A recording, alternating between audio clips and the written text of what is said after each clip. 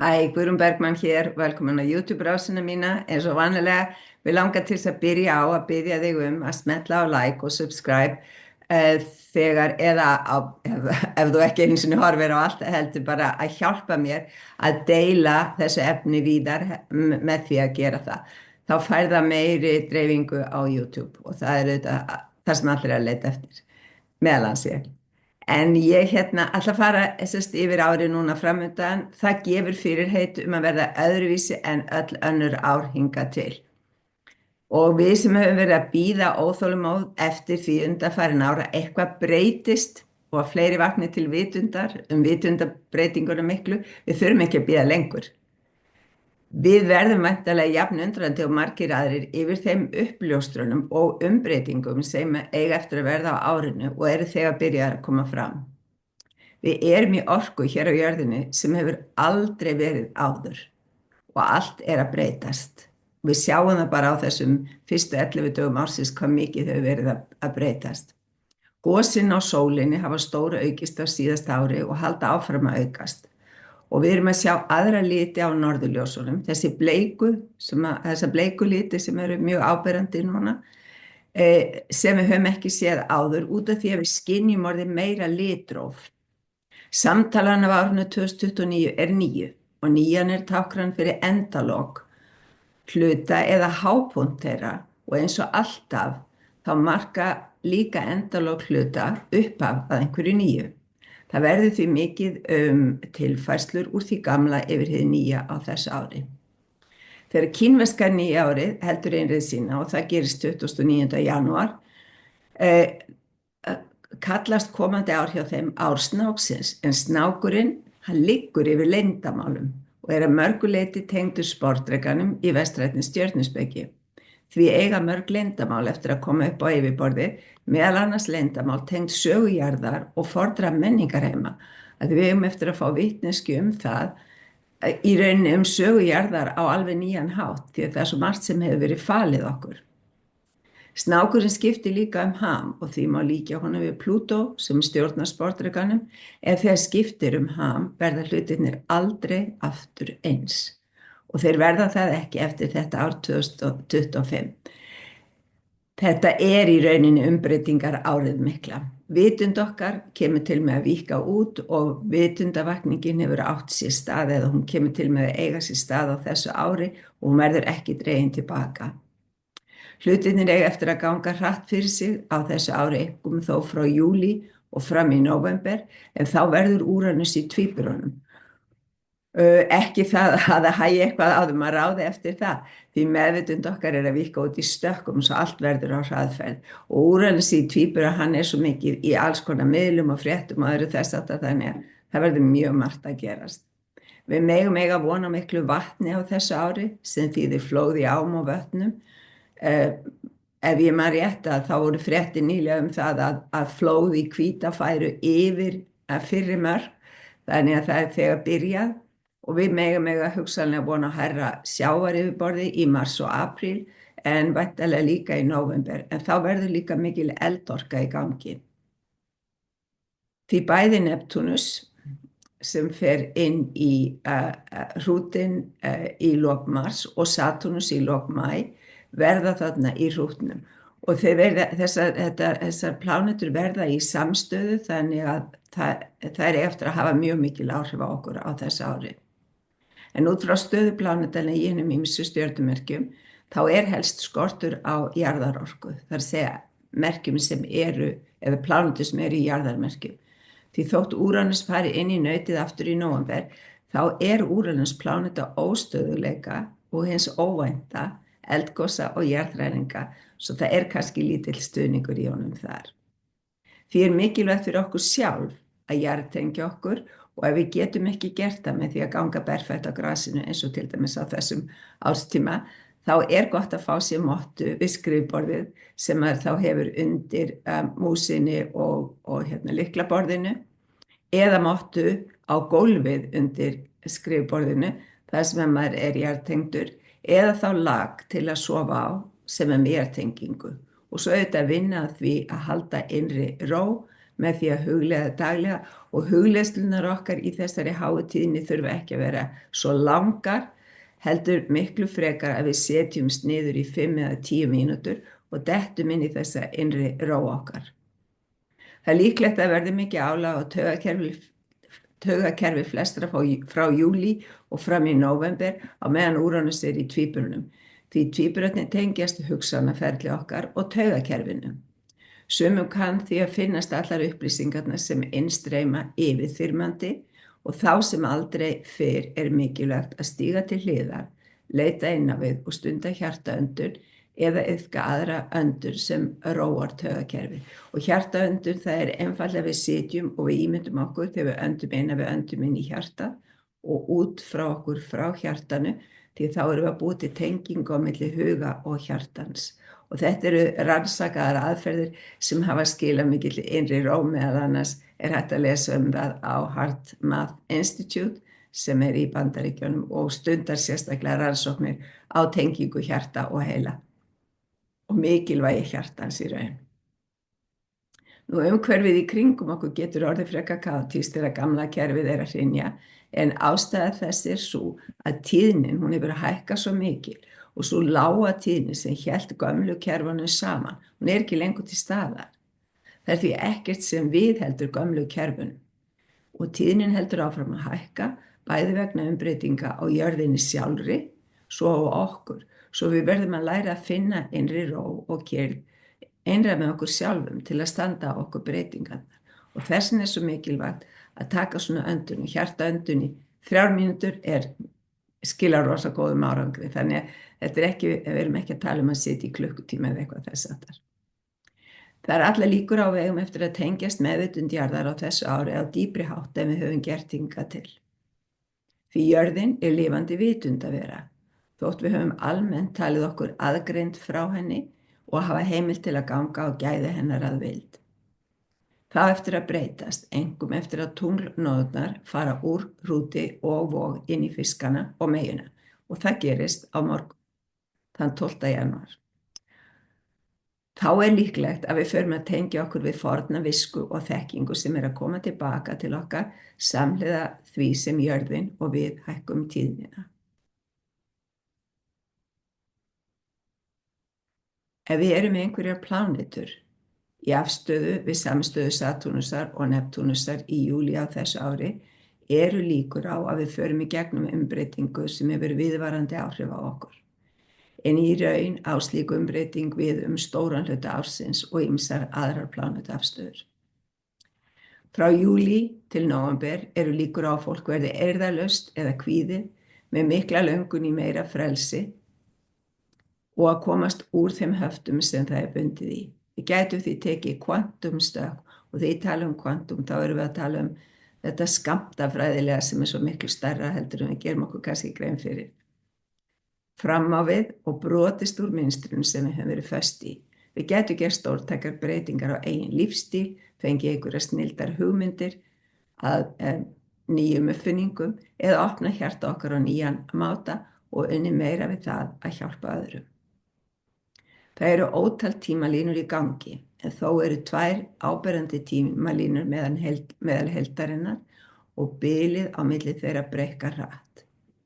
Önnur þeirra tengist mjög tilbúinni tækni og stríðsrekstri og snýst eigin hag, á meðan hinn tengist meira kærleiksríkri þjónustu við aðra sem byggist á því að hjálpa og deila með öðrum.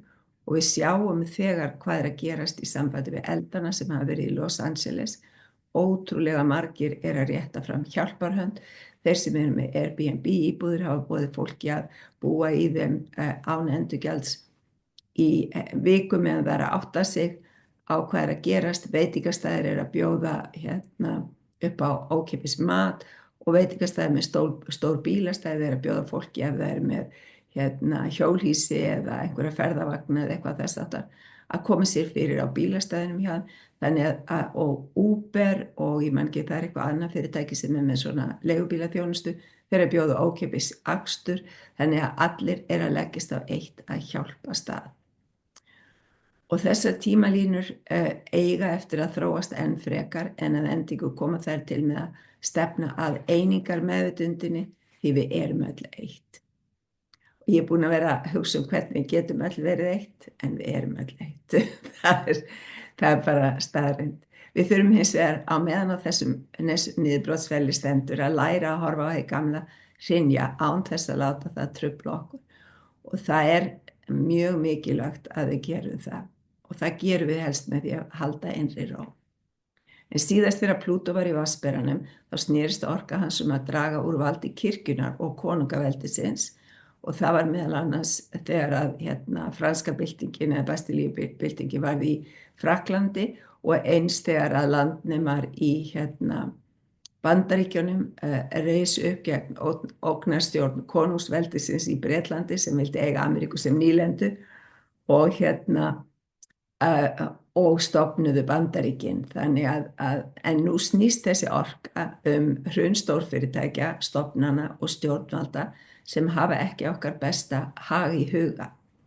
Þess vegna erum við að sjá hverja ríkisstjórnina eftir annari falla eins og þá þýsku, þá frönsku, Assad í Sýrlandi og svo náttúrulega stendur kanadíska stjórnin mjög völdum fótum enda Trudeau búin að segja af sér þó að mér skiljist að hann sé enn að svona halda í embættið.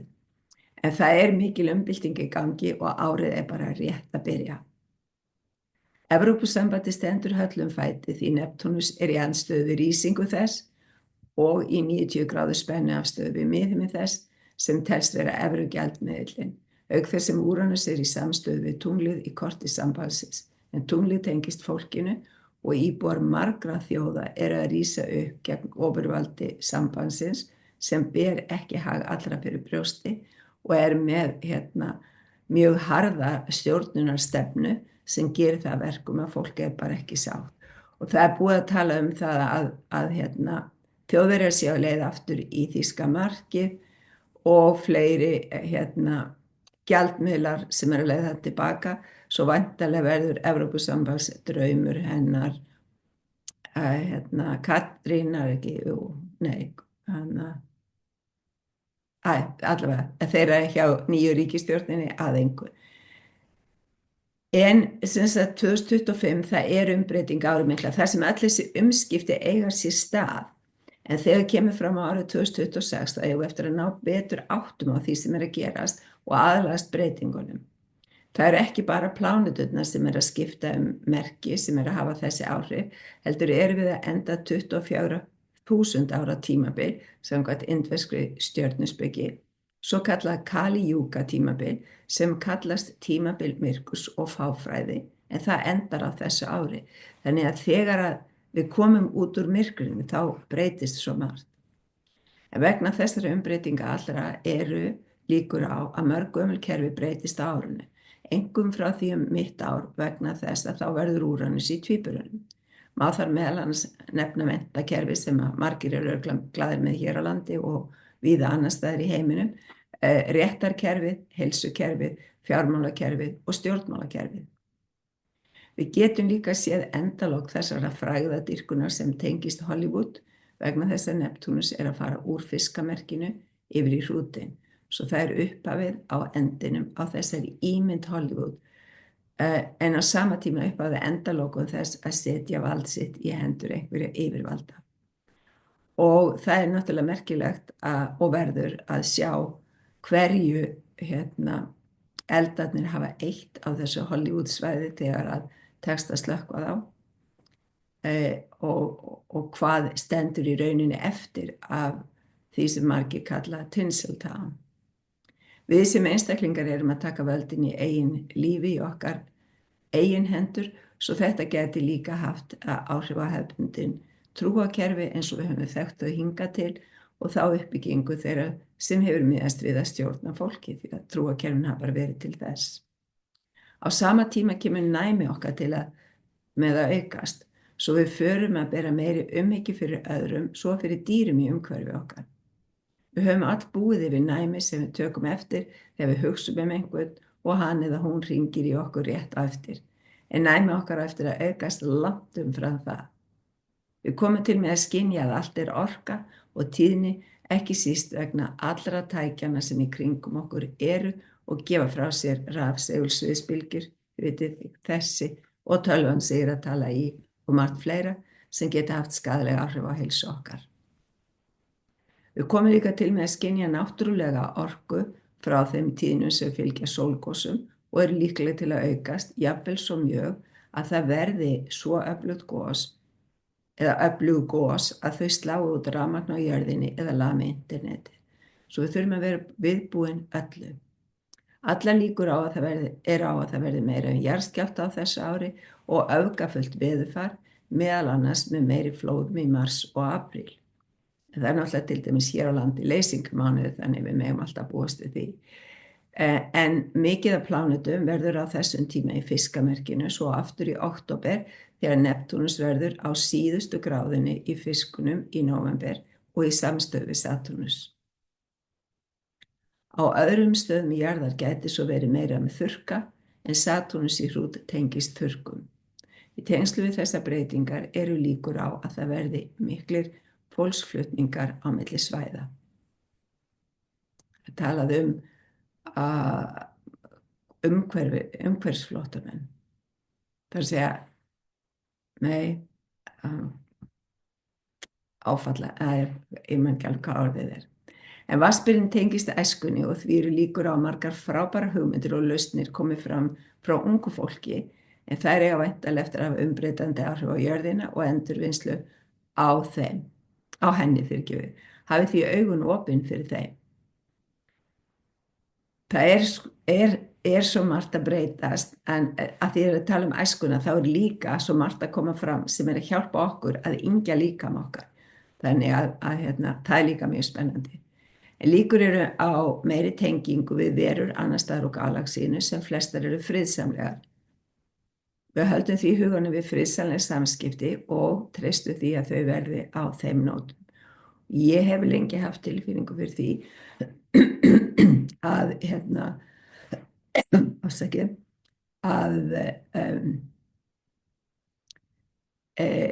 þegar geimskipi komið til jarðar þá eigi þau eftir að lenda hér á landi, til dæmis inn á hálendi, vegna þess að hér er engin her sem myndi ryðjast með tól og tæki strax og eitthvað óvanalegt myndi gerast eins og þetta og drepa eða skjóta á eða gera hvað sem er. Þannig að allavega NATO-stöðin er ekki komin ennþá, en mér skilst að hér sé verið að setja upp nýja stöð, sko. En við skulum halda hugunum við friðsamleg samskipti. Nú líkur eru á að allt vald meginstraumsfjölmiðla minnki á þessu ári og að fólk beini sjónum sínu frekar að sjálfstæðum fréttamiðlum sem það er náttúrulega búið að vera að gera mjög mikið síðustu ár, auk þess sem fólk verður að treysta meira á sitt eigið innsæi þegar kemur að fréttum á fólki. Fjármálakerfi heims verður hverfult á þessu ári. Við getum átt von á því að kryptómynt verði meira áberandi á árinu, en sé henni stjórnað af bönkum eða ríkisstjórnum er best að velja aðra leiðir vegna þess að miðstýrt fjármálakerfi er ekki besta leiðin fyrir okkur. Framtíðin liggur þó inn í kryptó, svo og í málma eins og gull og silfur. Líkur eru á það verði mikið hópa sem berjast fyrir bæði samfélagslegum og réttindum og mannréttindum allan heim á þessu ári. Fólk vill sjálfræði og alls konar frelsishópar eru nú þegar áberandi og fleiri eru líklegir til að myndast. Meira verður gervigreind á þessu ári og því getur stundu verið erfitt að greina á milli þess sem er vélrænt og þess sem er unnið af mannfólkinu. Fleiri og fleiri störf eru líklega til að fara í hendur vélmenna, meðal annars þeir núna með vélmenni í stórum matvörumörkuðum erlendis til að bjóða fólk velkomin þegar það kemur í verslunina, en hér áður fyrr voru þeir með eldri borgara sem fengu að vinna áfram í þessu starfi. En þessi vélmennavæðing leiðir svo til atvinnuleysis hjá fólki og svo þurfum við að takast á þau áhrif sem því fylgir á hagkerfið, en hvort sem okkur líkar það betur eða verð, þá er alltaf verða tæknivæddara og væntanlega verður meira að drónar afhendi vörur sem pantar á netinu hjá stórfyrirtækjum eins og Amazon. Ég veit að búið að vera að afgreiða vörur með drónum í svolítinn tíma hér á landi, en eins og til dæmis í Bandaríkjunum þar sem að Amazon keyrir út vörurnar, að þá myndi það breytast í að það yrðu drónar. Nú líklegt að mikið verður mál tengt flugi þetta árið, einhver flugi hraðflegra faratækja út í heim, jafnvel þótt það taki tíma fyrir almenning að fá að njóta slíks. Vegna spennu afstöðu Satúrnusar við Júpíter eru líkur á það verði einhverjar takmarkanir á flugi í norðurhluta heims, hvort sem það verður vegna mikils veðurofsa eða af öðrum ástæðum. Og ég hlustaði nýlega á spá hennar Guðrúnar Miðils sem að var einn á útvarpi Sögu og þið getur örugglega nálgast ennþá fyrir árið 2025 og þar hún að spá gosi í Öskju og að jafnvel svona var ekki alveg klára hvort það væri líka í Bárðarbungu eða bara Öskju en að það myndi fylgja því mikið öskufall sem að gæti þá að trufla flug. En svo líka líklegt að verði einhver truflun eða takmarkanir á fiskveiðum og skipasiglingar gæti orðið erfiðar á þessu ári sem gæti þá leitt til nýrar þróunar í ferðum jörðina. En það verið að tala það í tengslum við stríð Ísraela þarna á Gazasvæðinu og annað að þeir séu að leita eftir yfirráðum yfir Súesskurðinum svo við vitum aldrei hvað verður því ef hann lokast að þá náttúrulega verða takmarkanir á skipaflutningum.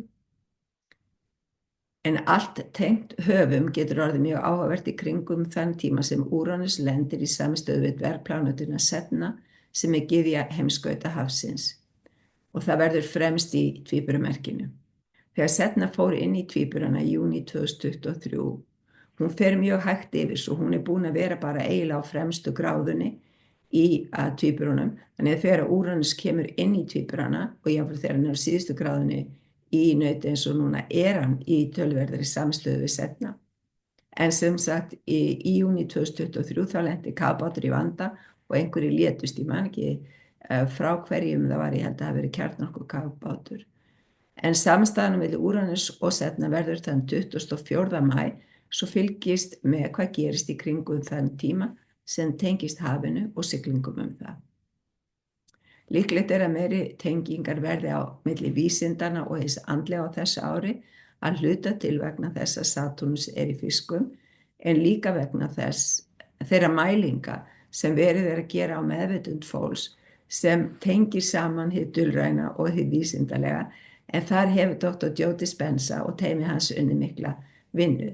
Þeir kalla verkefnið bláa heilan og hafa uppgötvað fjölvíta geometrisk form í mannsheilanum sem getur unnið í 11 víddum. Þetta mjög spennandi og á eftir að auka enn vitund okkar og tengingu inn á aðrar víddir og minningar forna visku.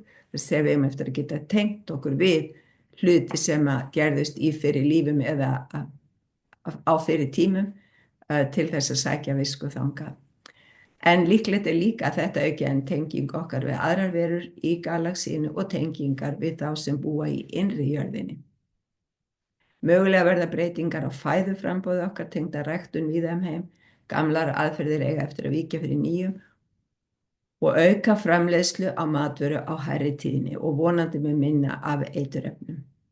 Með hækkandi tíðni á jörðinni og auknu andlegu næmi ásamt skilningi á að hugsanir okkar og tilfinningar hafa áhrif á heildina og þess vegna skiptir svo miklu máli hvað við hugsum og vegna þess að hugsanir okkar eru jafn öflugar og orðin okkar þannig að við þurfum að taka meiri andlega ábyrgð og beina athygli okkar meira frá huganum og í átt til hjartans. Hugsanaflutningur mun aukast og við höfum ekki þörf á að tala eins mikið en við vitum að hjartað það líffæri okkar sem tengir okkur við kosmósið. Í kringum hjartað stærsta rafsegulsviðið og það tengir okkur við rafsegulsvið heildarinnar en við eigum eftir að uppgöta hið helga hjarta sem orkuhjartað okkar, nokkurs konar orkuhringiða sem Rudolf Steiner og Dr. Tom Cowan hafa talað en það tengingin á milli hins mannlega hjartans og hjartans í galaxínu. Hvort sem við náum utan að þessi hugtök eða ekki, þá erum við á leið inn í meiri kærleiksorku og hækkandi tíðni.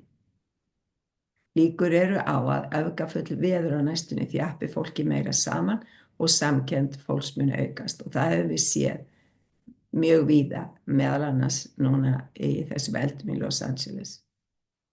Og svo bara eitt í lokin. Áður en plánetan Úranus var uppgötvuð sáu menn með berum augum ekki lengra út í geiminn en að Satúrnusi. Þess vegna hrundu mörg viðmið þegar að Úranus uppgötvaðist, því þá gátum við farið lengra en augun hefðu áður numið. Þetta gerðist þegar plánetan var í tvíburunum. Nú er Úranus að fara aftur inn í það stjörnumerki í júlí á þessu ári, og því eru líkur á að við komum til með að öðlast víðara sjónarhorn á kosmósið og það galaxí sem við búum í. Það verður því margt að læra á þessu komandi ári og margar breytingar sem við þurfum að aðlagast, en sama hvað ágengur er mikilvægt að halda alltaf innri ró og vinna allt út frá hjartanu. Þannig breytum við heiminum sem við búum í til betri vegar. Og ég kveð í dag með því að senda ykkur kærleik og ljós og þakka fyrir mig.